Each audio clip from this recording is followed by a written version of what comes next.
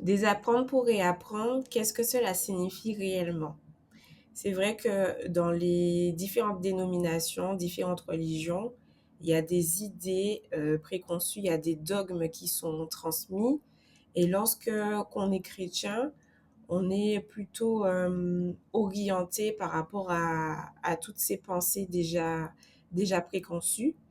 Mais qu'est-ce que signifie réellement le processus, le concept de désapprendre pour réapprendre et comment y arriver? Merci Emmanuel. Déjà, il faut qu'on comprenne que le désapprendre pour réapprendre, c'est impératif. Ce n'est pas un choix, ce n'est pas une option pour quelqu'un qui devient chrétien ou même en général dans le monde. Tu vois ce que je veux dire? Oui. Parce que euh, il y a un auteur qui disait, Martin Jones, qui disait, vous pouvez être religieux sans être chrétien. Mhm. OK? Et il va plus loin, il dit, le fait que vous soyez religieux peut être le plus grand obstacle pour devenir chrétien. Parce qu'au début de la marche chrétienne, le plus difficile n'est pas ce qu'on va prendre, mais ce qu'il faut désapprendre. Mhm.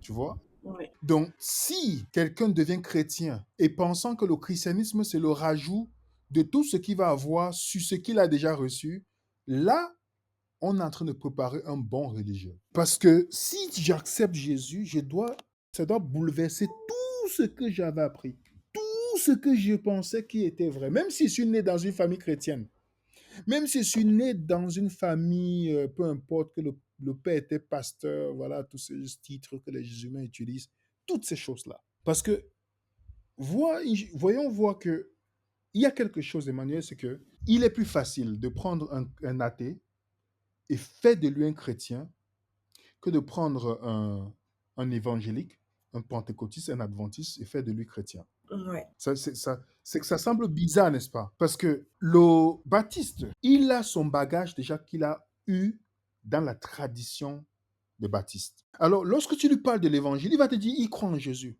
Mais ce n'est pas le Jésus que toi, tu vas voir dans la Bible. Lorsque tu commences à lui dire, voilà ce que Jésus a enseigné, que ça rentre en contradiction avec ce que sa dénomination lui a enseigné, il va préférer s'asseoir sur ce que sa dénomination lui a enseigné que ce que Jésus a dit. C'est vrai ça. Mhm. Pose la question à combien de chrétiens de dénomination que tu leur dis. Tu vas leur dire, par exemple, ils vont te dire, je donne un exemple. Jésus n'a jamais recommandé la dîme, ni ses disciples, ni aucun endroit où Jésus dit donner la dîme. Tu vois? Mhm. Il a décrit la dîme dans Luc 11, 42 et Matthieu 23. En fait, la dîme n'est pas l'argent pour Jésus. Il le démontre dans ces deux textes, Matthieu 23 et Luc 11, 42. Il n'a jamais recommandé d'aller enseigner la dîme. Ouais, ouais, ouais. Mais alors, combien de religieux que tu vas rencontrer vont dire qu'ils croient à la dîme? Pas parce que Jésus l'a dit, mais parce que soit le prophète dans leur dénomination, soit le pasteur, soit la dénomination enseigne ce sujet. Bien que ce soit contraire à ce que Jésus, les disciples n'ont jamais dit, Malachie 3, vous avez volé Dieu. Mais les dénominations vont enseigner ça, ils vont préférer dire, dans tous les cas, je donne, mais c'est Dieu qui s'en charge. Ils vont trouver toutes sortes d'excuses Mhm. parce que c'est le poids de la tradition qui va au-delà de la parole de Dieu, au-dessus, qui est au-dessus de la parole de Dieu, pour ainsi dire. C'est vrai. Jésus lui-même, face aux pharisiens, 6 fois il a dit, Matthieu 5, 6, 7, vous avez entendu dire, mais moi je vous dis. Jésus est en train de leur dire, tout ce que vous avez amassé comme tradition, c'est zéro sur ce que moi je vous dis. Ce que je vous dis, c'est ce qui compte, pas ce que vous avez appris. Mhm. Et c'est pourquoi ces gens voulaient le tuer. Parce que Jésus venait renverser ce dont sur quoi ils avaient fondé leur assurance. Tu peux voir une seule réaction sur celui qui est endoctriné. C'est qu'il se met en colère ou il déteste celui qui lui présente quelque chose qui rentre en contradiction avec ses croyances. C'est vrai. Parce qu'il est insécure. Le religieux, c'est l'insécure. La tradition, c'est la foi vivante du religieux. C'est sa foi vivante. Donc, il ne veut pas quelque chose qui va enlever toute l'illusion. Tu sais, l'illusion, quand tu vois des gens commencer à dire, oh, je ne veux pas suivre ceci, c'est parce qu'ils ont peur. Et ça veut dire que si toi, aujourd'hui, Emmanuel, on t'envoie la vidéo de quelqu'un en disant, ah, la personne enseigne des choses qui est contraire à ce que tu crois. Si tu n'as pas peur, tu sais ce que tu crois, tu vas d'abord examiner. Quand Exact. certaines personnes qui me connaissent disent, regarde, je vais examiner, même si j'aime la personne ou pas. Je ne suis pas supposé haïr quelqu'un d'ailleurs, mais je vais examiner. Et je vais me baser dans ma réponse. Quelqu'un m'a envoyé une vidéo de quelqu'un, je ne vais pas donner le nom. Je lui dis, ce monsieur, il ne m'intéresse pas. Mais sur la base de ce qu'il a dit, voilà comment je peux déconstruire. Voilà là, ça c'est faux. Voilà la Bible. Voilà ce que la Bible dit comme contraire. Voilà deux ou trois témoins. J'ai donné tous ces points-là. Mais il a fallu que j'examine Mhm. la chose. Mais certaines personnes vont dire, eh, n'écoutez pas, n'écoutez pas, n'écoutez pas. Pourquoi? Parce qu'ils ne sont pas tellement rassurés de ce qu'ils ont appris.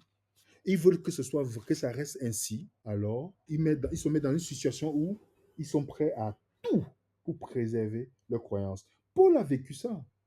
Regarde comment Paul persécutait les gens, Emmanuel. Mhm. C'est vrai. Il a persécuté les gens parce qu'il ne dormait pas, il n'était pas en paix. S'il avait Internet aujourd'hui, il devait envoyer des messages à tout le monde. N'écoutez pas ces chrétiens-là qui parlent du Christ. Il devait le faire. Dans Philippiens, au chapitre 3, à partir du verset 1er, il dit, au reste, mes frères, réjouissez-vous dans le Seigneur. Je ne me lasse point de vous écrire les mêmes choses pour vous. Cela est salutaire. Prenez garde aux chiens. Prenez garde aux mauvais ouvriers. Prenez garde aux faux circoncis. Il parle à qui ici? Il parle des religieux qui voulaient venir enlever l'assurance du Christ que les chrétiens avaient reçu. C'était des juifs qui voulaient ramener les gens à la tradition juive, les nouveaux chrétiens. Et il dit dans le verset 3, car les circoncis, c'est nous qui rendons à Dieu notre culte par l'Esprit. Nous nous glorifions en Jésus-Christ et nous ne mettons point notre confiance en la chair. Le religieux, il va faire une réforme vestimentaire, sanitaire, toutes ces choses, ça peut être de bonnes choses, hein. Mais en fait, son cœur n'est pas transformé. Il est prêt à te faire la guerre pour cela. Jésus dit, nous mettons notre gloire en Jésus. Le religieux met la gloire sur toutes les réformes qu'il a faites lui-même en disant que c'est Dieu qui a mis qui a fait ça dans sa vie. Et Paul évoque ça parce qu'il est passé par là. Il dit, moi aussi, cependant, j'aurais sujet de mettre ma confiance à la chair. Si quelqu'un croit pouvoir se confier à la chair, je le puis davantage. Moi, circoncis le huitième jour, de la race d'Israël, de la tribu de Benjamin, hébreu né d'hébreu, quant à la loi, pharisien, quant aux zèles, persécuteurs de l'Église, irréprochable à l'égard de la justice de la loi. Regardez le contraste dans le verset 7. Mais ces choses étaient pour moi des gains et je les ai regardées comme une perte à cause de Christ. Et même je regarde toutes ces choses comme une perte à cause de l'excellence de la connaissance de Jésus-Christ, mon Seigneur, pour lequel j'ai renoncé à tout. Je les regarde comme de la boue afin de gagner Christ. Voilà le message de Paul. Il a fallu qu'il fasse quoi? Qu'il puisse passer par le processus de désapprendre. Le désapprentissage, ouais. Paul était pharisien, attaché à la loi. Quand il arrive vers les non-juifs, est-ce il vient leur dire, vous devez faire ceci, vous devez faire cela? Il leur présente le Christ. Il leur présente ce que le Christ va réaliser dans leur vie. Paul n'a jamais dit que quelqu'un est sauvé par un jour, ou par un saut d'un jour, ou par un morceau de tofu. Tu comprends? Il n'a jamais dit, le salut sans Jésus. Ouais. Il était fidèle sur toute la lignée par rapport à ça. Parce que Paul a compris que Jésus est tout. Donc pour tout chrétien qui désire la croissance spirituelle, nous tous on passe par là. Moi je pensais dans mon cheminement que je devais rajouter dans le bagage. J'ai compris qu'en fait, Jésus qui vient bouleverser tout. Tu vois, il vient bouleverser tout pour recréer sur une nouvelle base ma compréhension de la parole. Mhm. Tu comprends bien quand il y a des gens qui sortent des dénominations, mais la dénomination ne sort pas de ces personnes-là. Donc il y a des gens qui vont dire, moi je ne suis plus adventiste, je ne suis plus baptiste, je ne suis plus ceci. Mais tu vas voir dans le fonctionnement, c'est la même chose. Ils auront la même chose, les mêmes comportements. Pourquoi? Parce que il est plus facile de sortir de Babylone. Mais pour que Babylone sorte de toi, ça prend un choc positif qui t'amène dans un processus de désapprendre. C'est-à-dire, sur la table, imaginez une table où il y avait beaucoup de livres. Vous renversez tout et chaque livre que vous allez déposer sur la table, vous devez vérifier si ça correspond à la vision de Jésus. Mhm. Et ça, Emmanuel, ça prend du courage. Ça prend vraiment quelqu'un qui a soif d'avoir Jésus comme le centre de sa vie. C'est vrai. Si on n'est pas animé par ce sentiment, on va tomber dans le cycle de la religion. On va tomber dans les cérémonies religieuses. On va tomber dans toutes ces choses-là. Parce que les gens oublient que l'idolâtrie, ce n'est pas nécessairement les mauvaises choses. C'est quand certaines bonnes choses prennent la place de Dieu. Mhm. Ça prend la place de Dieu. L'évangile est là pour nous bouleverser, pour nous transformer. Enfin, quand on dit Dieu a créé les cieux et la terre, comment il a créé les cieux et la terre? À partir de rien. On est d'accord? Oui. Si quelqu'un a en Christ, 2 Corinthiens 5, si quelqu'un a en Christ, il est une nouvelle créature. D'autres versions disent il est une nouvelle création. Les choses anciennes sont passées. Voici, toutes choses sont devenues nouvelles. Alors dis-moi, les choses anciennes, c'est quoi? Tu comprends ce que je veux dire? Oui, oui, bien sûr. Bien sûr. Donc, si est-ce que nous sommes une nouvelle créature ou nous avons dit, oh Seigneur, voici ma base sur laquelle je suis devenu chrétien, maintenant qu'on rajoute là-dessus. Et Emmanuel, c'est très dangereux pour nous parce que pourquoi Jésus nous demande de bâtir sur le rocher? Parce que si tu ne bâtis pas sur le rocher, tout ce que tu as appris là, dans tes traditions, dans ta religion, tu vas voir que c'est bâti sur le sable. Ah oui, ça va pas tenir. Parce qu'il faut bâtir, oui, ça va pas, il faut bâtir sur le rocher. Parce que sache que quand Jésus nous dit de bâtir sur le rocher, c'est pas parce qu'il annonce les temps calmes, c'est parce qu'il y a les tempêtes qui vont venir. Exact. Les tempêtes vont venir et vont mettre en branle tout ce que tu pensais que tu croyais qui était vrai. Ça, Mhm. si tu n'avais pas l'amour pour la vérité à ce moment-là, tu vas chercher soit à tuer le messager qui te présente ça, parce que parfois c'est ça qu'on fait, soit à dire Seigneur, qu'est-ce que tu veux que j'apprenne? Je croyais que ce que j'avais cru c'était vrai. Mais qu'est-ce que tu veux? Tu as deux solutions à ce moment-là. Ouais. Donc ça prend vraiment de l'humilité. Quand tu vois Paul dit cela, et on l'appelle Paul apôtre des incirconcis, donc des païens, il partait prêcher aux païens, lui qui était réticent, lui qui persécutait les gens, il commence à prêcher le Jésus-Christ uniquement.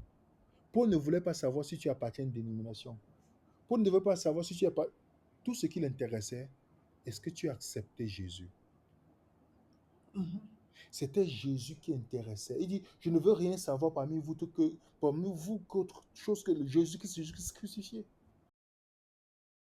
Ouais, c'est vrai. Et c'est pourquoi désapprendre pour y apprendre, c'est difficile, c'est le chemin difficile. Dieu l'a fait avec chaque personne.